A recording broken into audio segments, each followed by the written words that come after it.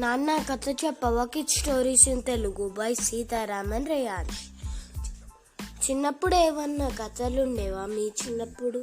బోలెడానికి కథలు ఉండే మా చిన్నప్పుడు. ఆ కథల్లో నాకు ఒక కథ గుర్తుంది.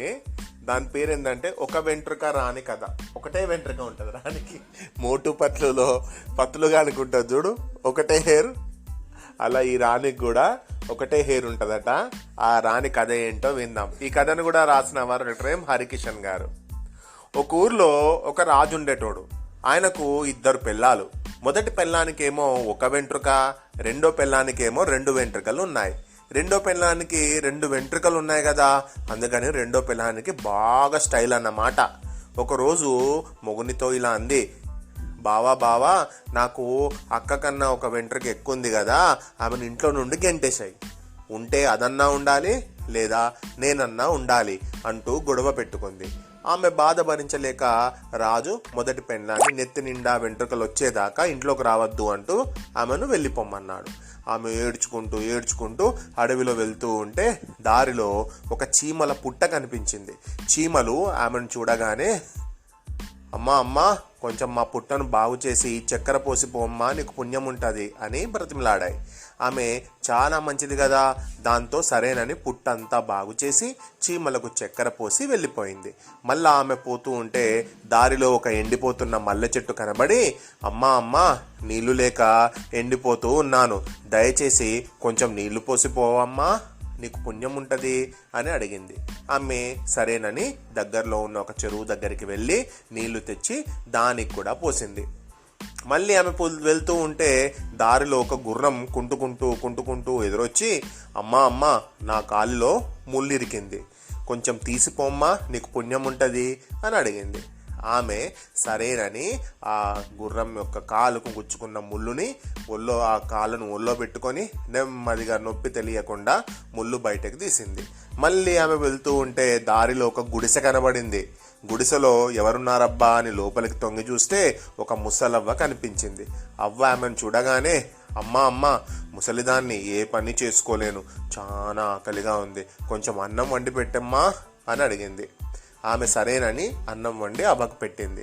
అవ్వ అన్నం తింటూ ఉంటే, అవ్వ నెత్తి మీద నిండుగా వెంట్రుకలు రావాలంటే ఏం చేయాలి అని అడిగింది. దానికి అవ్వ కాసేపు ఆలోచించి, ఇక్కడికి దగ్గరలో ఒక ఉప్పు సముద్రం, పాల సముద్రం ఉన్నాయి, ముందు ఉప్పు సముద్రంలో మునిగి ఆ తర్వాత పాల సముద్రంలో మునుగు అని చెప్పింది. ఆమె అలాగేనని కొంత దూరం పోయేసరికి 2 సముద్రాలు పక్కనే కనబడతాయి. అవ్వ చెప్పినట్లే ముందు ఉప్పు సముద్రంలో మునిగింది. అంతే, ఉన్న ఒక్క వెంట్రుక కూడా ఊడిపోయింది. మళ్ళా పోయి పాల సముద్రంలో మునిగింది. వెంటనే ఆమె నెత్తి నిండా నిగనిగలాడుతూ నల్లని వెంట్రుకలు చూడముచ్చటగా వచ్చేశాయి. ఆమె సంబరంగా తిరిగి అవ్వ దగ్గరకు వచ్చింది. అవ్వా చూడు, నాకు అన్ని వెంట్రుకలు వచ్చాయి అని చెప్పగానే అవ్వ ఆమెను చాప మీద కూర్చోబెట్టి, నీకు సద్దన్నం కావాలా వేడన్నం కావాలా అని అడిగింది. ఆమె సద్దన్నమే పెట్టమన్నది. అవ్వ నవ్వి వేడివేడి అన్నం పప్పు పెట్టింది.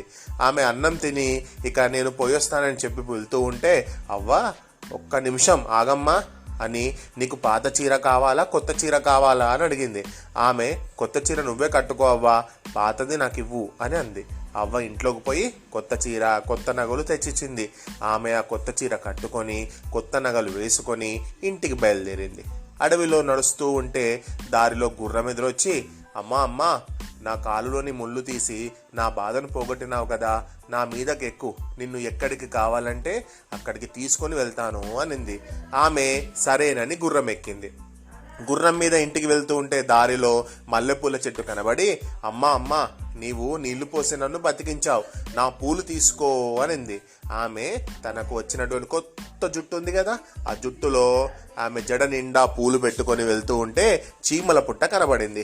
ఆమెను చూసిన చీమలన్నీ బయటికి వచ్చి, నువ్వు చల్లగా పిల్ల పాపలతో 100 ఏళ్ళు బతకాలి అని దీవించాయి. రాజు నల్లని వెంట్రుకలతో జడ నిండా పూలు పెట్టుకొని కొత్త చీర కొత్త నగలతో కొత్త పెళ్లి కూతురులా గుర్రం మీద వచ్చిన మొదటి పిల్లాన్ని చూసి సంబరపడిపోయి ఆమెను ఇంట్లోకి పిలుచుకొని పోయి, రెండో పిల్లాన్ని పోయి నువ్వు కూడా ఇట్లనే తయారాపో అని బయటకు గెంటేశాడు. ఆమె కోపంతో చిందులు తొక్కుకుంటూ అడవిలో పోతూ ఉంటే దారిలో ఒక చీమల పుట్ట కనిపించింది. చీమలు ఆమెను చూడగానే, అమ్మా అమ్మా కొంచెం మా పుట్టను బాగు చేసి చక్కెర పోసి పొమ్మ, నీకు పుణ్యం ఉంటుంది అని బతిమలాడాయి.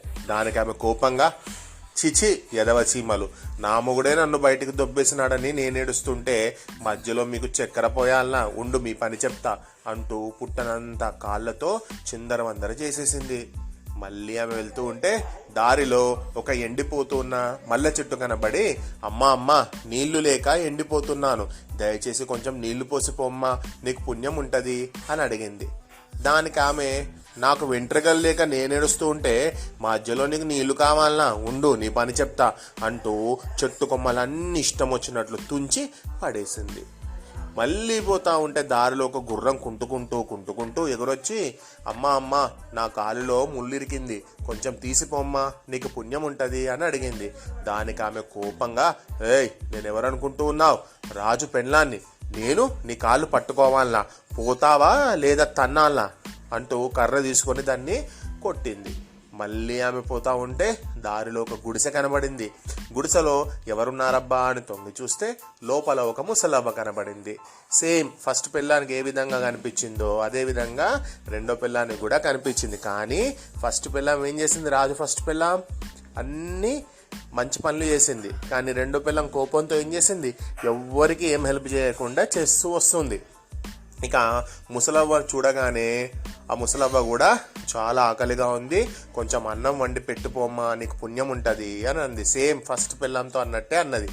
దానికి ఆమె కోపంగా, ఏయ్ నేనేమైనా నీ పని మనిషిని అనుకుంటున్నావా, సేవలు చేయడానికి అన్నం లేదు గిన్నం లేదు, చల్ నడు అని కసురుకొని, నాకు వెంట్రుకలు రావాలంటే ఏం చేయాలో మర్యాదగా చెప్పు అని గద్దించి అడిగింది. దానికి అవ్వ, ఇక్కడికి దగ్గరలోని ఉప్పు సముద్రం పాల సముద్రం ఉన్నాయి, ముందు ఉప్పు సముద్రంలో మునిగి ఆ తర్వాత పాల సముద్రంలో మునుగు అని కరెక్ట్గానే చెప్పింది. ఆమె కొంచెం దూరం పోయేసరికి 2 సముద్రాలు కనబడ్డాయి. కానీ అవ్వ చెప్పినట్లు కాకుండా ముందు, చిచి ఈ ఉప్పు సముద్రంలో ఎవడు మునుగుతాడు గలీజ్గా, చిచి అస్సలు బాగాలేదనుకొని ముందు పాల సముద్రంలో మునిగింది. వెంట్రుకలన్నీ నిండుగా వచ్చాయి. ఇంకా అంతకు 2 రావాలనుకొని ఆ తర్వాత పోయి ఉప్పు సముద్రంలో మునిగింది. అంతే, వచ్చినవన్నీ ఊడిపోయి నున్నగా ఆ 2 వెంట్రుకలు కాస్త పోయి నున్నగా గుండయిందన్నమాట. తర్వాత ఆమె ఎన్నిసార్లు ఏ సముద్రంలో మునిగినా ఒక్కటంటే ఒక్క వెంట్రుక కూడా రాలేదు. ఆమె తిరిగి వెళ్తూ ఉంటే అవ్వ కనబడి ఆమెను పిలిచి, నీకు సద్దన్నం కావాలా వేడన్నం కావాలా అని అడిగింది. ఆమె వేడి వేడి అన్నం కావాలి అంది. దాంతో అవ్వ ఆమెకు సద్దన్నం సద్దిపప్పు పెట్టింది. అన్నం తినిపోయేస్తానని అవ్వకు చెప్పుకుండానే పోతూ ఉంటే అవ్వ, ఒక్క నిమిషం ఆగమ్మా అని, నీకు పాత చీర కావాలా కొత్త చీర కావాలా అని అడిగింది. ఆమె, పాత చీరలు నాకెందుకు, నువ్వే కట్టుకొని కొత్త చీర ఇవ్వు అనింది. అవ్వ ఇంట్లోకి పోయి పాత చీర పాత నగలు తెచ్చిచ్చింది. ఆమె పాత చీర కట్టుకొని పాత నగలు వేసుకొని ఇంటికి బయలుదేరింది. పోతూ ఉంటే దారిలో గుర్రం ఎదురొచ్చింది. ఆమె దాన్ని చూసి, నడిచి కాళ్ళు నొప్పి పెడుతూ ఉన్నాయి, కాస్త నన్ను ఎక్కించుకొని పోవా అని అడిగింది.